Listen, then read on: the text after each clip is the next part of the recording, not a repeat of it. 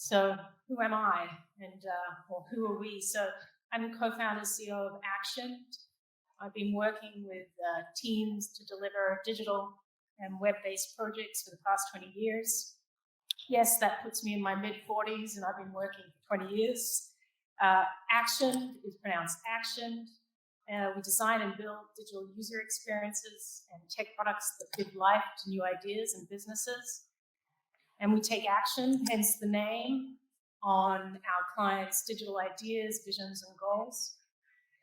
At any moment, our team is designing, building, testing, or analyzing digital user experience, i.e. websites, products, applications, or platforms. And of course, you can connect with me here, and I'll keep these details up at the end of this presentation also. So, is your website generating the ROI that it could be?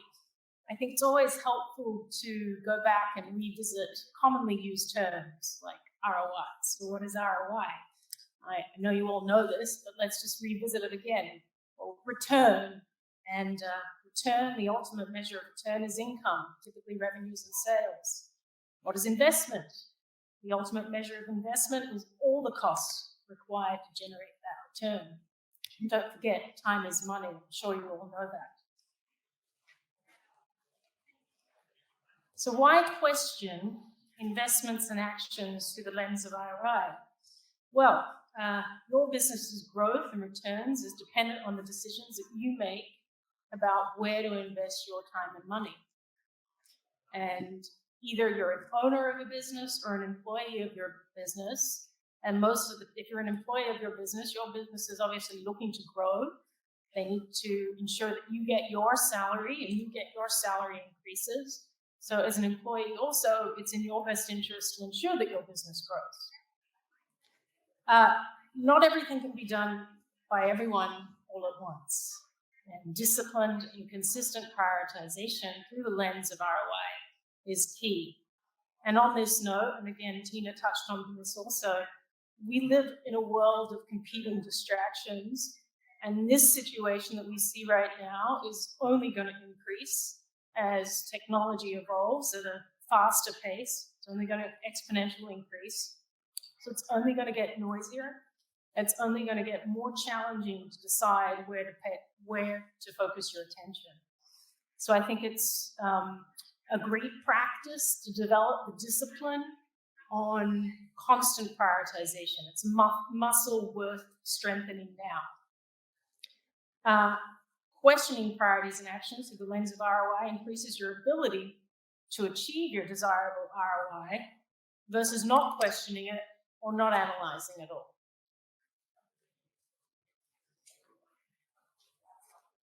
So what are some key ROI-related questions to be asking, especially when it comes to your website? What is your business's number one and most successful sales/revenue generating channel today? What is it? How does your website support that number one sales channel? How and where does it come into play?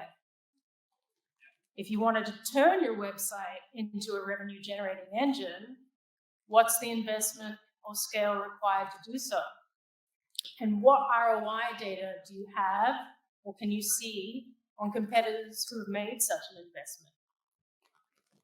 If you're not looking at your website to generate revenues, what is the return, financially speaking, that you'd like your website to drive or support?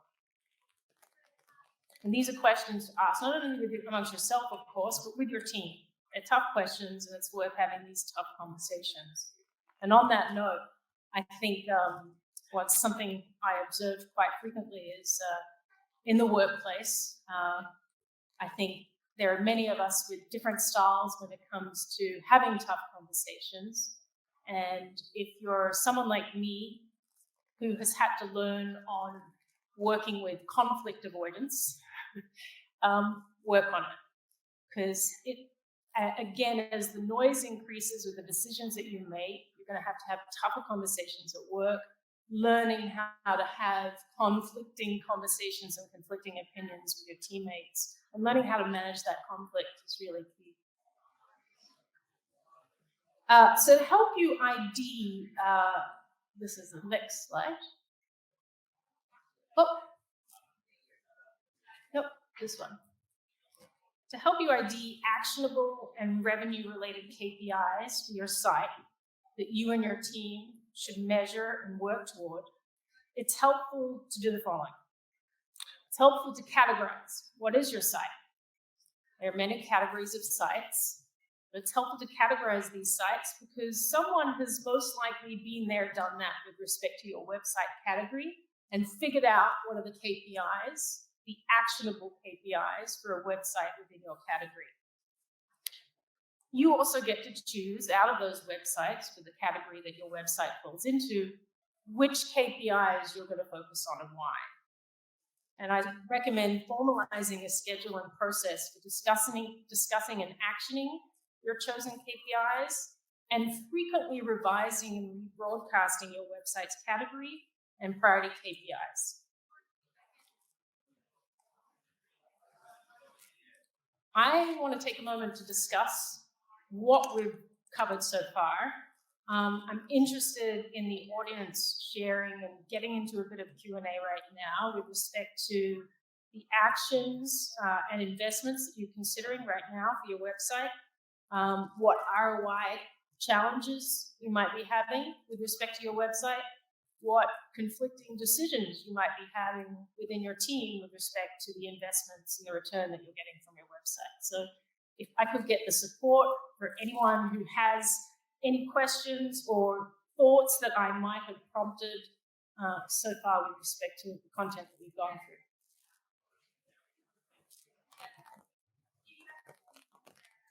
Everyone is pretty cool and clear with the decisions that they're making on the website right now.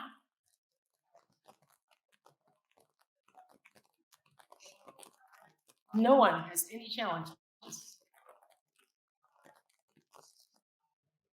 Okay. I'm going to go into some of the investment options and the return options that you might want to consider with respect to the website that you're dealing with right now. So site speed and performance is a fairly simple one, and it shouldn't take a lot of time or a lot of money to address. And if it is something that you're getting pushback on or that you're finding you're not able to improve, something might be awry and it might be worth looking into or discussing further.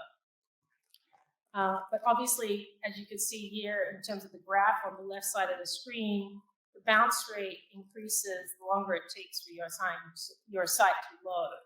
So again, coming back to Tina's presentation, if your consumers are going to be online during the workday, and they're now workday consumers, and they're coming to your site is taking longer to load than the next site, and they have choices, then they're obviously going to go with the experience that has less friction. So the return objective here obviously is an improved user experience that impacts sales revenues, the investment, test, audit, retest, fix. And there are tools out there that enable you to do this. Google has one of the best tools, pagespeed.web.dev. And again, like I said, it should be fairly easy to invest in, fairly easy to action.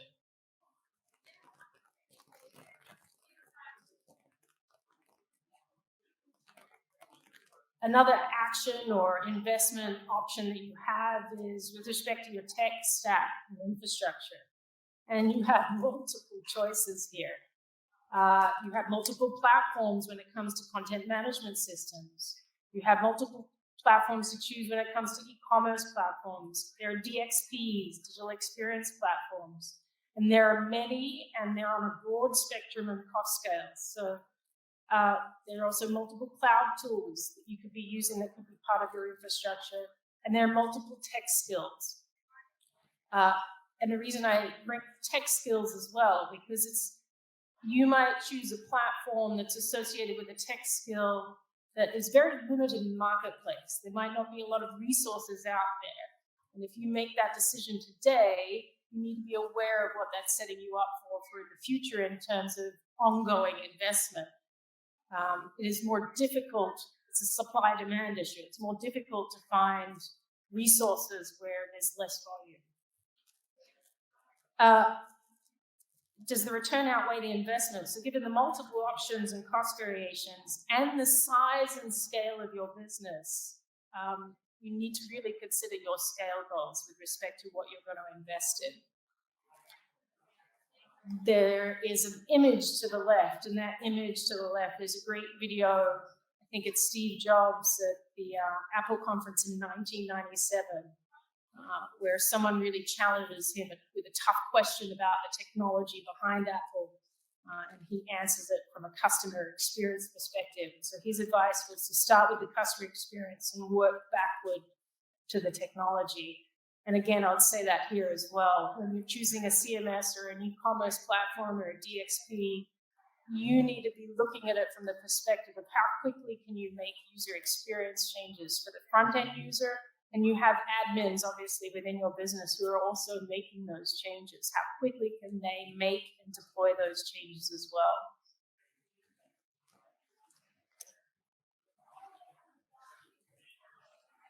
User experience design. Again, the return objective here is an improved user experience that positively impacts your sales and revenues. You have many investment options. You can ID pain points. You have multiple options to ID pain points, one of which might be user journey mapping and overlaying that user journey mapping with site data. You might be looking to get user feedback. Maybe you're getting user feedback on your site and or through social networks. I'm often seeing LinkedIn posts that complain about people's various websites. You can tweak and improve your UX, UI, observe results, repeat that process. You can tweak and improve your content. So content is anything from imagery, videos, text, might be UX writing as well. Again, tweak, observe, and then look at the results and the data and repeat the process. One of the things you can do here also is compare and benchmark against competitors and North Stars. And again, the investment costs here for each atomic project activity should be fairly manageable or doable. And the impact on the experience, the user experience, should be measurable.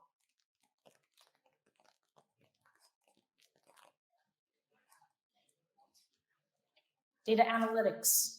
Again, the common thread amongst all of this is it should be leading to an improved user experience that impacts and supports sales and revenues.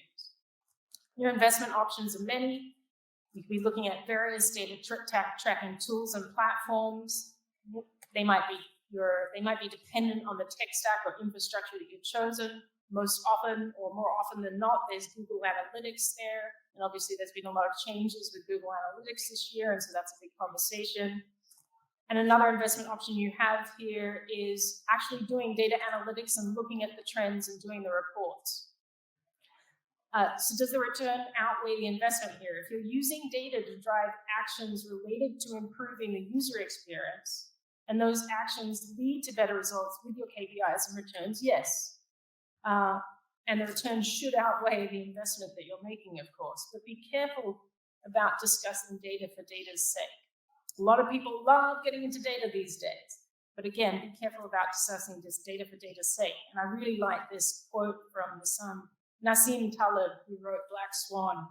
And he argues that as you consume more data and the ratio of noise to signal increases, the less you know about what's going on and the more inadvertent trouble you are likely to cause. So maybe look at trying to go after less is more.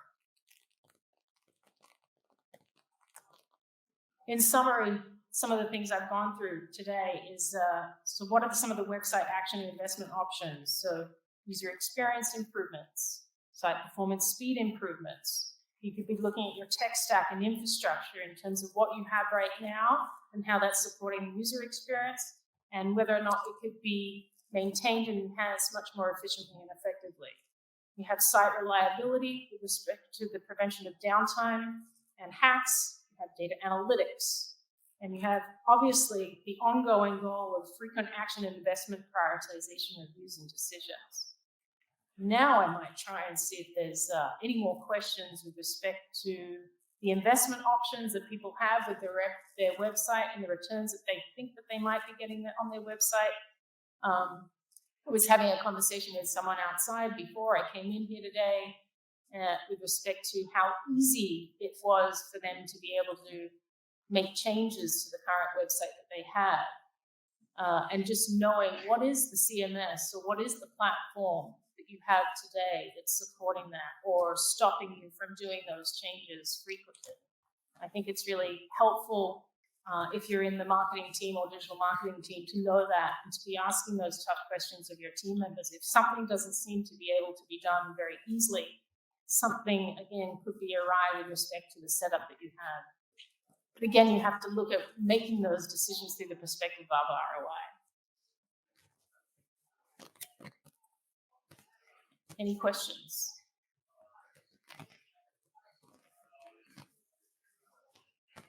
I'm curious just to understand here in terms of the categories of websites that people have in this room. Can I get a show of hands for the categories that are in e-commerce?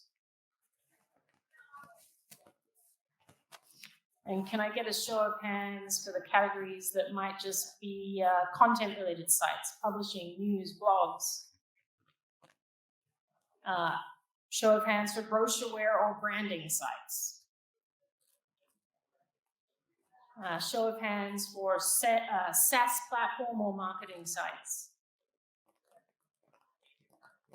Yeah. What categories have I not covered? I'm just interested in seeing or hearing what other categories exist in this room. We've covered e-commerce, SaaS marketing platform, content, brochureware and branding. I'll save the day on. First of all, thanks for the presentation. I don't really have a question pertaining to our site, but you mentioned in your presentation, you have there as well this noise bottleneck regarding data. So my question would be, like, how much of these issues that you've listed or potential issues that you've listed really have to do with data interpretation? Now, noise bottleneck itself, as I understood from what you presented to us, is that, well, you have all this data that you really might not know what to deal with that. But same you could say about, the UX, UI changes you make, and then how does that, kind of affect the experience, etc. So how much of it is really not about whether you have a lot of data or not enough data, but how you interpret it and how can you boost those skills? So I think, just to summarize my understanding of your question, it's interpreting the data and how do you boost the skills of data interpretation? Yeah, is it, like, in your experience, is it even meaningful? Is it valuable? Or is it more like, well, if you don't know how to work with that, then just, stick with the basics? Yeah, it's a great one. I think it comes down to the humans and team members involved and their comfort level and having tough conversations and challenging one another. Because you need to be able to have the freedom to be able to interpret the data how you want to. Someone else needs to have the ability to interpret and then have tough conversations about that. I think sometimes I think it's highly dependent on the culture of the team or the company that you're working with how much they can challenge each other with those interpretations. But I think if you have clear KPIs from the get-go, then you have clear goals with respect to what is the data that you should be looking for. So I think it's really starting with, well, what is the data that we're really looking for and why, and staying on track with that. And if you want to start observing other trends, again, questioning, well, why do we want to start observing these trends? How is observing these trends going to impact the ROI or not? I'm not sure if that answers your question. Yeah.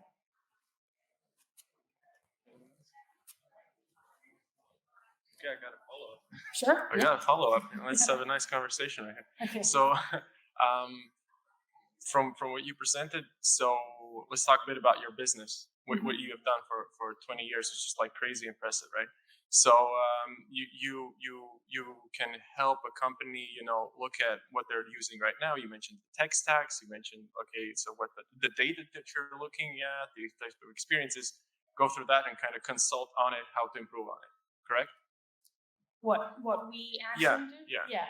And how and the follow up kind of is, what is it like to be in this kind of hard and competitive industry when you have a full stack of no-code solutions that will take care of your speed of the website, that will take care of the designs, that will take care of all these things. So what is it like right now?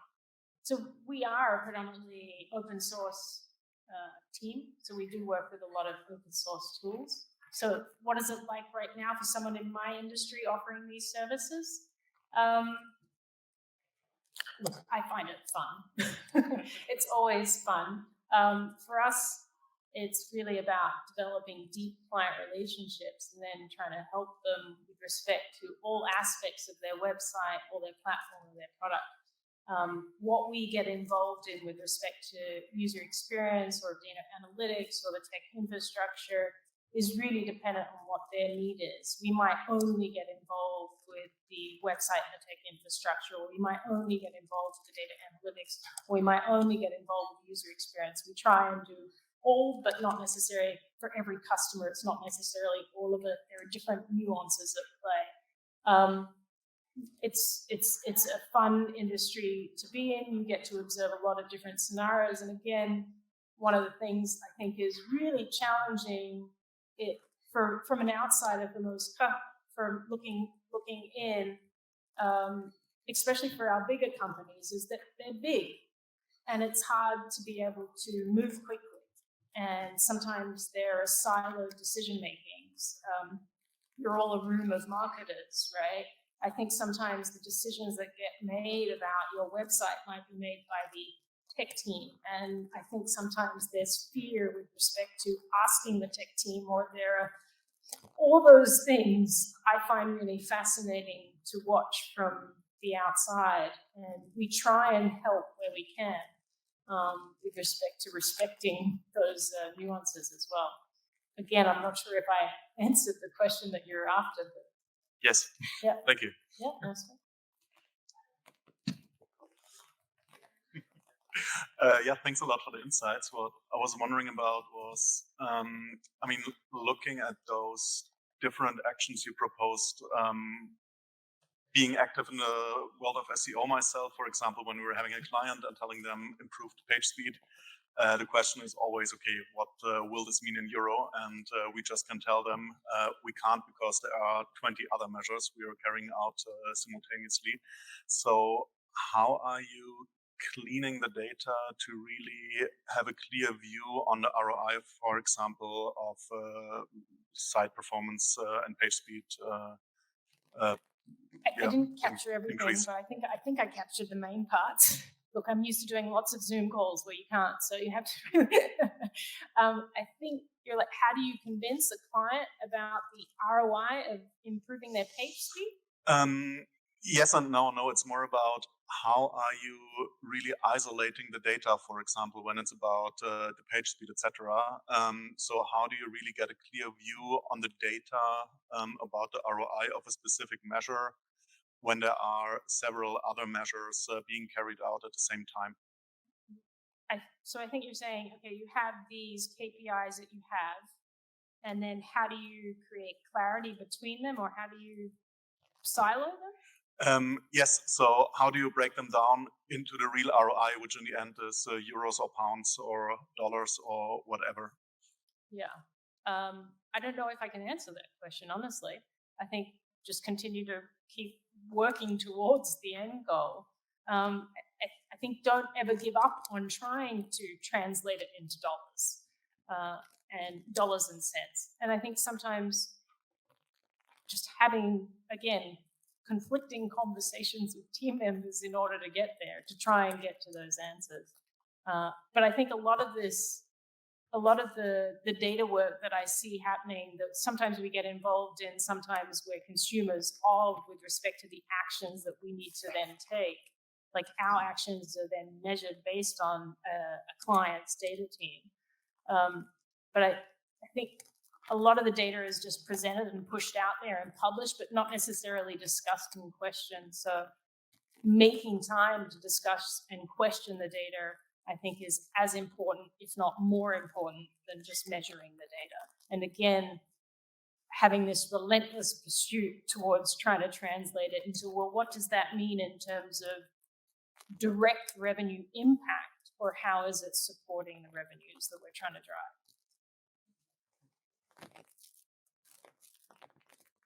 Maybe someone else in this audience has a better answer for that question as well.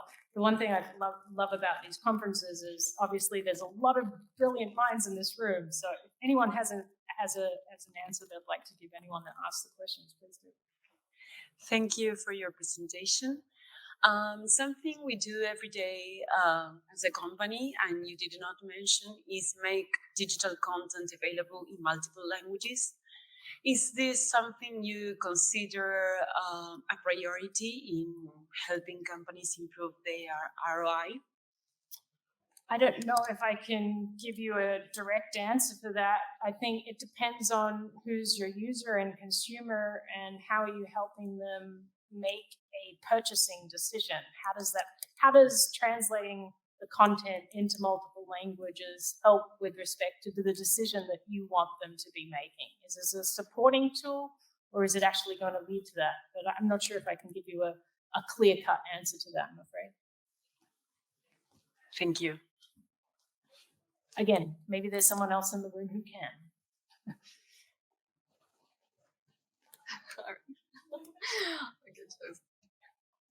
Hi, I have a question relating to the user experience improvements. I think it was really interesting for me to hear that when you were talking about kind of tweaking, making changes and then measuring the kind of the results of that.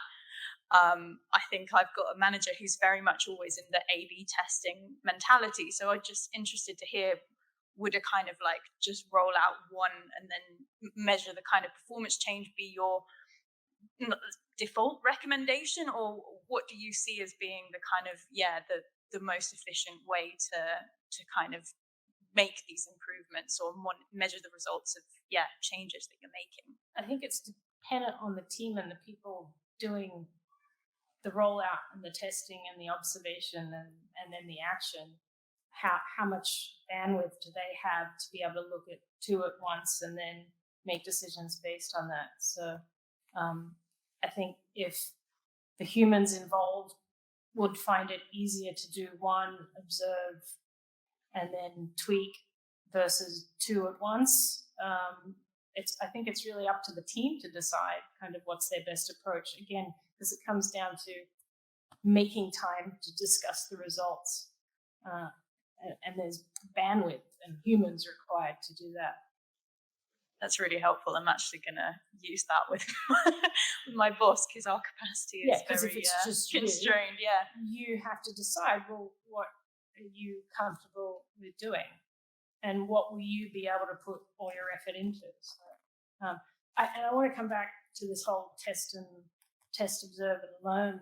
I'm a big proponent of it, but I really am feeling the stress and anxiety of it myself, and I think you all might be too. There's a lot of things to be testing and learning right now, and so it's really, we all have to be making really difficult prioritization decisions about what to test and learn. And again, when it comes to deciding what to test and learn and looking at all the different tests and learns we could do, looking at, well, what's the ROI of this test and learn versus that test and learn versus this test and learn. So yeah. Thank you. No, thank you.